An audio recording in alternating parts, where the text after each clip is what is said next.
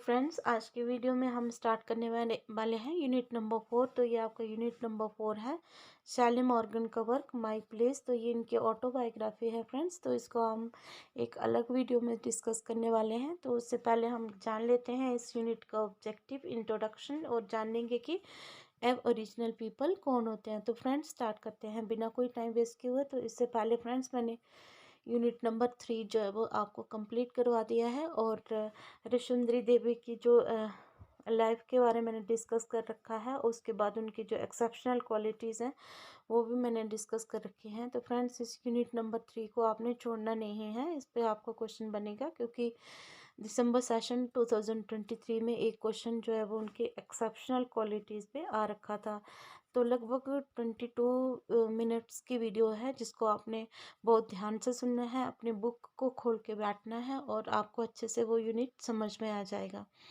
तो friends start करते हैं आज का टॉपिक। तो यूनिट नंबर 4 है आपका। तो सबसे पहले देखते हैं इसकी इंट्रोडक्शन, ऑब्जेक्टिव। तो फ्रेंड्स ऑब्जेक्टिव में हम क्या देखेंगे कि इस यूनिट का जो ऑब्जेक्टिव रहेगा, तो ये ऑब्जेक्टिव है इसका, जो एबोरिजिनल वुमेन की स्ट्रगल को हाईलाइट करना, और जो एबोरिजिनल पीपल हैं क्योंकि वो रेशियल डिस्क्रिमिनेशन के शिकार हुए हैं, इस बात को हाईलाइट करना। और नेक्स्ट हम देखेंगे कि जो एबोरिजिनल पीपल हैं, खासकर जो वुमेन राइटर हैं, एबोरिजिनल वुमेन राइटर हैं, तो वो अपनी ऑटोबायोग्राफी को एक पावरफुल मीन्स ऑफ कम्युनिकेशन की तरह यूज़ करते हैं। तो जब हम शैली मॉर्गन का वर्क को एनालाइज करेंगे तो उसके बाद हमें समझ में आएगा कि उनकी जो ऑटोबायोग्राफी है एक पावरफुल मीन्स ऑफ कम्युनिकेशन है अपनी बात को ऑडियंस तक पहुंचाने की। इसके बाद हम लोग देखेंगे इंट्रोडक्शन में। तो फ्रेंड्स इंट्रोडक्शन में हम लोग क्या देखने वाले हैं, इसमें देखेंगे कि इंट्रोडक्शन में क्या है कि एक ऑटोबायोग्राफी जो होती है वो ओरिजिनल राइटर्स, खासकर जो वुमेन लोग होते हैं, तो उनके लिए एक पावरफुल मीडियम ऑफ कम्युनिकेशन होता है, जिसके ज़रिए वो अपनी बात जो है वो ऑडियंस तक पहुंचाते हैं। यहाँ पे सैली मॉर्गन के वर्क को हम लोग डिस्कस करेंगे, तो उसके बाद हमें पता चलेगा कि वो उनको कितना जो स्ट्रगल करना पड़ा अपने सर्वाइवल के लिए, अपनी आइडेंटिटी के लिए उनको बहुत ज़्यादा जो है वो स्ट्रगल करना पड़ा। तो ये चीज़ें हम इसमें डिस्कस करेंगे। उसके बाद देखेंगे कि जो एबोरिजिनल पीपल होते हैं तो वो किस तरह से अपनी ही खुद की लैंड में जो है वो अजनबी बनकर रहते हैं, बैगर बनकर रहते हैं, और जो सेटलर लोग होते हैं उनकी एक्सप्लॉयटेशन करते हैं। तो फ्रेंड्स इसके बाद नेक्स्ट हम लोग देखते हैं कि अब ओरिजिनल पीपल कौन होते हैं। फ्रेंड्स अब ओरिजिनल या इंडिजिनियस पीपल जो है वो कौन होते हैं, मतलब एबोरिजिनल या इंडिजिनियस दोनों टर्म्स जो है वो इनका सिमिलर मीनिंग है। तो जो यूएन वर्किंग ग्रुप है, तो उन्होंने एक एबोरिजिनल पीपल की डेफिनेशन इस तरह से दी है कि जो इंडिजिनियस पॉपुलेशन कौन सी होती है, कि वो उन लोगों से बनती है कि वो जो किसी स्पेसिफिक कंट्री के मूल निवासी होते हैं, मतलब वहाँ पे वो वहाँ के मूल निवासी होते हैं, और उन्होंने वहाँ की जो टेरिटरी को अपने कंट्रोल में रखा होता है, चाहे पूरी सीमाओं को अपने कंट्रोल में रखा है या फिर उसका कुछ पार्ट अपने कंट्रोल में रखा है, लेकिन रखा है वो तब तक रखा है जब तक कि कोई बाहर के देश या बाहर के कल्चर आकर उनके ऊपर कोई आक्रमण ना कर लें, या फिर वहाँ पे आके जो बाहर के लोग हैं वहाँ पे आकर जो है वो सेटलमेंट्स ना कर लें। तो ये जो एक डेफिनेशन है जिसको आपने अपने पेपर में प्रेजेंट करना है। तो फ्रेंड्स इससे पहले हम लोग जान लेते हैं कि सेटलर और एबोरिजिनल कौन होते हैं। सेटलर और एबोरिजिनल के बीच में हम लोग डिफरेंस जानेंगे। तो फ्रेंड्स सेटलर कौन होते हैं। सेटलर वो लोग होते हैं जो किसी स्पेसिफिक कंट्री में आते हैं, किसी दूसरे देश से आते हैं, और वहाँ पे ज़बरदस्ती से आकर अपनी सेटलमेंट कर लेते हैं। मतलब वहाँ पे आके वो अपने घर, कॉलोनी, अपनी कंपनीज या अपने जो भी सेटलमेंट्स होती हैं वहाँ पे वो कर लेते हैं, और वहाँ की जो ओरिजिनल पॉपुलेशन होती है किसी भी कंट्री की, उसको वो एक्सप्लॉइट करते हैं। तो सबसे पहले अच्छी एग्जांपल है कि जो ब्रिटिशर्स थे, तो वो अलग अलग कंट्रीज़ में जाकर वहाँ पे अपने सेटलमेंट्स बना लेते थे, और वहाँ की जो ओरिजिनल पॉपुलेशन थी उसको वो क्या करते थे, एक्सप्लॉइट करते थे। जैसे कि वो जो वाइट पीपल थे, तो वो ऑस्ट्रेलिया में जाकर भी उन्होंने वहाँ के जो इंडिजिनियस पीपल थे तो उनसे ज़मीनें छीन ली थी। वहाँ पे जाकर उन्होंने उनका बहुत ज़्यादा एक्सप्लॉयटेशन किया था। वहाँ पे उनकी रेशियल डिस्क्रिमिनेशन की थी, उनके साथ बहुत ज़्यादा नस्ल के आधार पर भेदभाव किया था, और उनको अ, उन मतलब उन जो ओरिजिनल पीपल थे उनको क्या बना दिया था, उन्होंने बैगर बना दिया था, मतलब एक भिखारी की तरह ज़िंदगी उनकी बना दी थी। तो जो इंडिजिनियस पीपल होते हैं फ्रेंड्स, तो इनकी अपना कल्चर होता है, अपना ट्रेडिशन होता है, और अपनी इनकी लैंग्वेज होती है।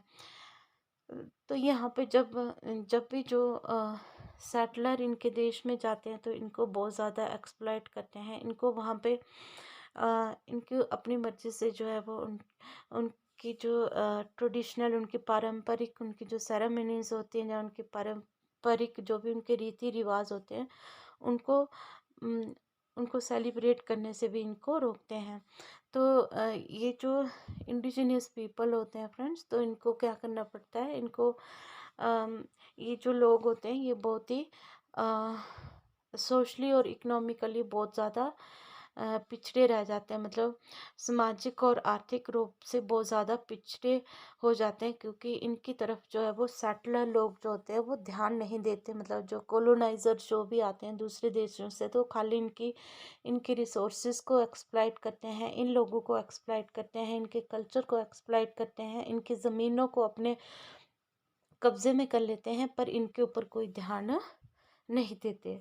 तो फ्रेंड्स, इसके बाद हम देखेंगे कि जो ऑस्ट्रेलियन एबोरिजिनल पीपल हैं, तो इनको पसंद नहीं है कि इनको इंडिजिनियस या एबोरिजिन्स कहा जाए। तो ऑस्ट्रेलियन पीपल खुद को क्या मानना पसंद करते हैं कि उनको ऑस्ट्रेलियन एबोरिजिनल पीपल कहा जाए। तो फिर वो ये मानते हैं कि हम कोई एक कम्युनिटी नहीं है, बल्कि हमारे बहुत सारी कम्युनिटीज़ हैं, बहुत सारे ट्राइब्स हैं, और हमारी अपनी लैंग्वेज, कल्चर, कस्टम और ट्रेडिशन है।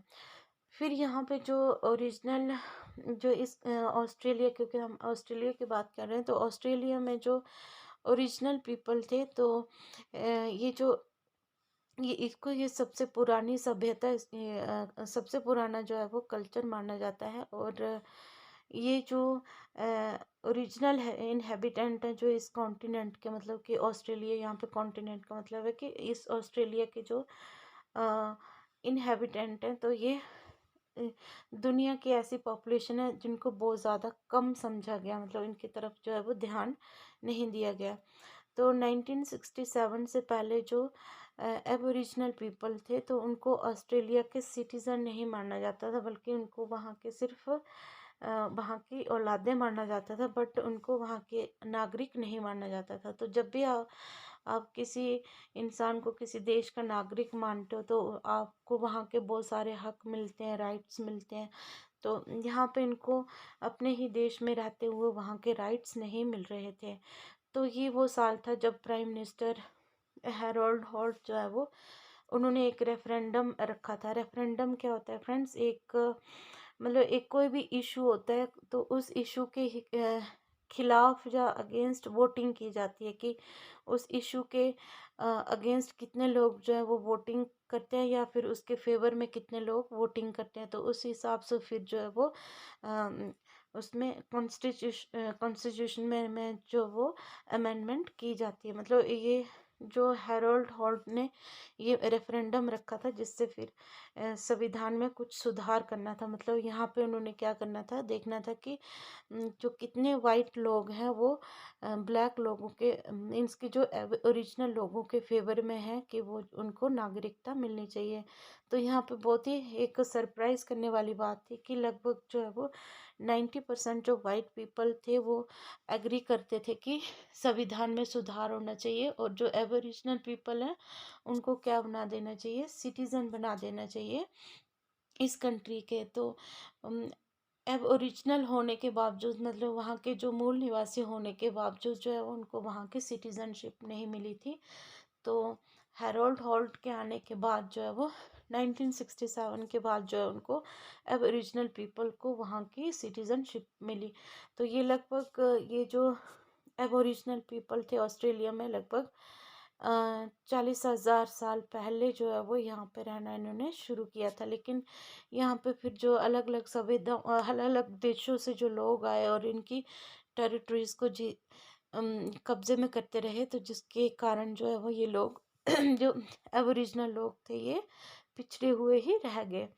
तो जो ऑस्ट्रेलिया है, तो कोई भी प्री हिस्टोरिक टाइम में इनका कोई भी जो है वो रिटर्न रिकॉर्ड नहीं है। तो फ्रेंड्स यहाँ पे प्री हिस्टोरिक आपको समझा देती हूँ कि प्री हिस्टोरिक क्या होता है। तो प्री हिस्टोरिक वो समय होता है कि जब अभी अक्षरों की खोज नहीं हुई थी। जैसे अगर हम स्टोन एज की बात करें, ब्रॉन्ज एज की बात करें, या फिर आयरन एज की बात करें, जिस समय अक्षरों की खोज नहीं हुई थी, तो उस समय का कोई रिटर्न रिकॉर्ड जो है वो अब ओरिजिनल जो ऑस्ट्रेलियन है उनके बारे में नहीं है। और उनकी जो हिस्ट्री के बारे में हमें कैसे पता चलता है, जो भी आर्कियोलॉजिकल एविडेंसेस होते हैं, मतलब आर्कियोलॉजिकल एविडेंसेस में क्या होता है कि जो एक पुरातत्व विज्ञान होता है, इसमें क्या किया जाता है कि जो पुरानी जो भी आर्टिफैक्ट्स होते हैं, जैसे कि टूल्स, पॉट्स, क्लॉथ्स, बैंगल्स, ऐसी छोटी छोटी चीज़ों को खोज करके उनको उसी के आधार पर उनकी हिस्ट्री को समझा जाता है। तो इसी को आर्कियोलॉजिकल एविडेंस बोलते हैं। जो आर्कियोलॉजिस्ट होते हैं तो ये वैज्ञानिक लोग होते हैं, और ये अलग अलग डिसिप्लिन से, जैसे जियोलॉजी, एंथ्रोपोलॉजी, हिस्ट्री से जो है वो बहुत सारी जो आइडियाज़ लेते हैं, और फिर उसके बाद जो है वो अपनी खोज करते हैं। तो इस आर्कियोलॉजिकल एविडेंस के आधार पर जो है वो इनकी हिस्ट्री को समझा जाता है, वरना तो इनकी कोई भी जो ऑस्ट्रेलियन जो एबोरिजिनल है, तो इनका कोई भी रिटर्न रिकॉर्ड नहीं है। तो यहाँ पे हमें पता चलता है कि history is not what happen but what is told, कि हिस्ट्री के इतिहास वो नहीं होता जो हुआ, मतलब इतिहास में हमें वो चीज़ नहीं बताई जाती कि जो हुई है, लेकिन वो बताया, मतलब हिस्ट्री में वो हम समझते हैं जो हमें बताया गया हो। जो हुआ है वो कभी हिस्ट्री हमें बताती नहीं है। तो ये जो वर्ड्स थे तो इन एबोरिजिनल लोगों के लिए जो है वो फिट बैठते हैं, क्योंकि इनकी हिस्ट्री में तो हमें वही पता है जो हमें बताया गया एविडेंसेस के आधार पर। उसके बाद हम देखते हैं कि जो एबोरिजिनल पीपल हैं तो ये बहुत ज़्यादा सामाजिक और आर्थिक रूप से पिछड़े हुए, मतलब इनको बहुत ही लो स्टेटस पे रखा गया है। काफ़ी गरीब लोग आते हैं इसमें।